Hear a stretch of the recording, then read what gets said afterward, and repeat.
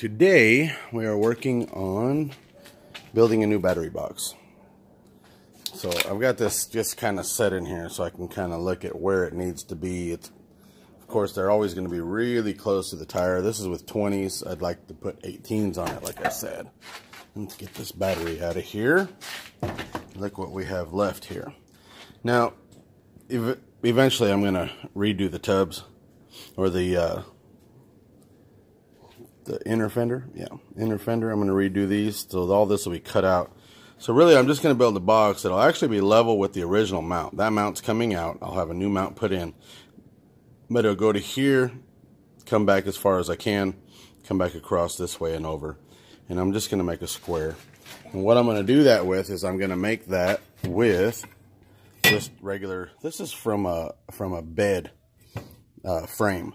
So it's just angle iron from bed frame. Now, I used to use this stuff when I was trying to drill through and whatnot, but it's very hard to drill through this because this is hardened steel. You'll wear out your blade, your drill bits trying to drill through a frame rail from a bed. So really all I'm going to do is I'm going to end up making a box, like a tray. You put this here, you put another one here, another one here, and then that way you have something that the battery will be able to sit on top of. You can even put a piece of rubber or plastic or something underneath it going across. So do this, and then I'll have two pieces coming up off the frame that'll come up and then angle it, and then one at a 45. That way what happens is the battery box holds itself. It comes up like this, goes across, and then it's got a 45, one or two 45s going across, and it'll hold the battery by itself in its spot, and it doesn't have to rely on any of this other pieces in to hold it up. And then eventually we'll branch off of this and make a new inner fender to go over the tire. That'll be wider than these. I think these were probably off of an old trailer or something that they cut the pieces and put them in. So we'll end up cutting these off and putting a new one in. So let's get started on that. All right, using the vise and my angle grinder, I cut these probably the hardest way possible. I wanted them to fit more like a puzzle than I did just to 45 them and then weld right up the center. So I've got a flat weld there, there, and there. I cut basically the thickness of the metal off on the end right here. And then I cut the same thing on the bottom, so this fits together like a puzzle. And then there. And then that is 11 by 7. Let's see. Okay. So we got that. 7 inches. And pull that across by 11 inches. And then now we just got to try to, we'll just square it up a little bit and get this welded together. I'm going to put this down on the floor before I weld it up. There we go. It's still warm. No, okay, it's finally cooled down. There's the tray. Got it welded.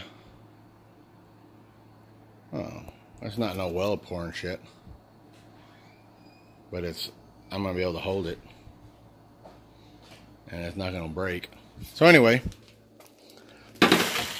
now this will just fit right there.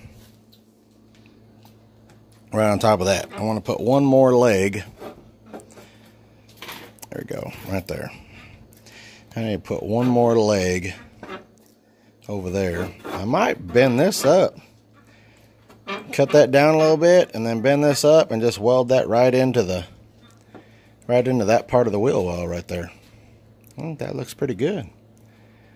That'll make it sit nice. Yes, indeed.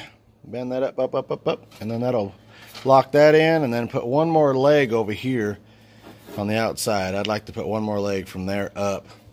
I may end up using this and go ahead and weld back onto it on that side, but then put one more leg on the other side so this all holds together. Or I don't know, what do you guys think? I'll just go ahead and weld that up like that, tie that in, and nothing will move if I weld that together. Yeah, let's do that. Let's get it in there. All right, well, you know what? I stuck with just the one bar because it's in there solid. With that welded there and this welded to the fender, I welded it here, and then on the underside I welded it across. It's not beautiful, but it's in there now. Now all I gotta do is eventually, like I said, take this and actually go down to this, weld it onto the end of the battery mount and underneath, and then come all the way up and over the tire eventually. But for now, this is going to work. Where's the battery? Hey. Hi. You look hot. Yeah, you do too. It's hot outside for some reason. It's like 80 degrees today for October. It used to be cold. Alright. Let's throw this in there. It actually fits really tight, which I like that. You can actually smash it down in there, and then it's pretty solid in there. It's not going to move around. So I'm really happy with that.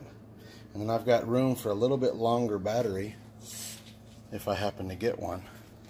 So now I just got to make these go to there, and then the ground will reach over to here once I get the connectors put on there. On another note, still don't know what the hang-up is. It's still hanging up on the front end. After I took the shocks out last week, or the week before, or whatever it was, I thought it was gone. Well, it was almost gone, but there's still just something little hanging up.